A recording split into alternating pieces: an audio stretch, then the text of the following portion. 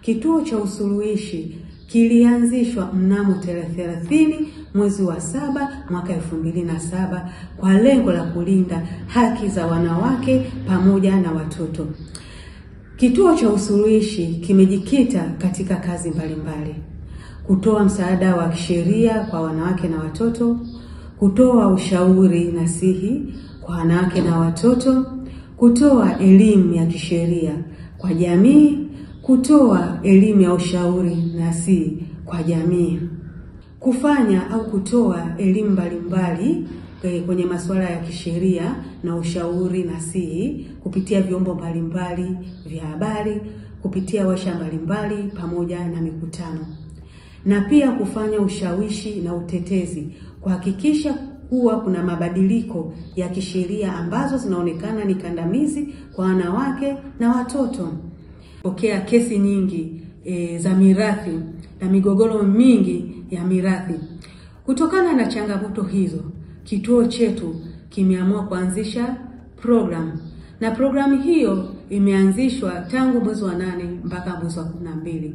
Na programu hizo zinatolewa bure kabisa kuelimisha jamii kuhusu masuala ya haki, kwenye masuala ya ndoa, kwenye masuala ya mirathi, kwenye masuala mengine ya ardhi, kumiliki mali, kazi na masuala mengine mbalimbali zinazohusiana na haki kwenye masuala ya kisheria.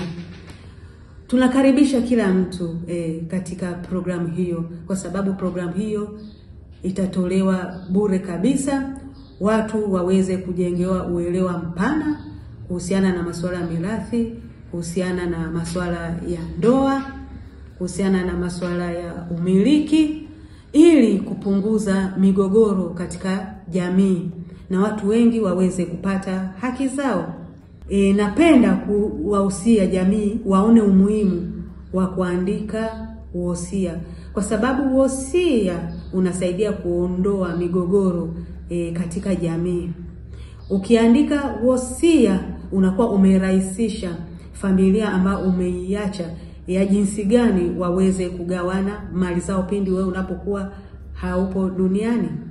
Na pia napenda kutoa wito kwa jamii yote, wale ambao wako katika ndoa, wale ambao hawajaingia bado kwenye ndoa, na wale ambao walikuwa katika ndoa lakini wakatoka katika ndoa kwa sababu ya migogoro, waweze kuja kupata elimu ya ndoa ili kuweza kutatua hizo changamoto katika jamii. Sisi kama kituo cha usuluhishi, ni matamanio yetu kuwa na familia bora, jamii imara katika kuleta maendeleo katika nchi yetu na dunia nzima. Karibuni kituo cha usuluhishi.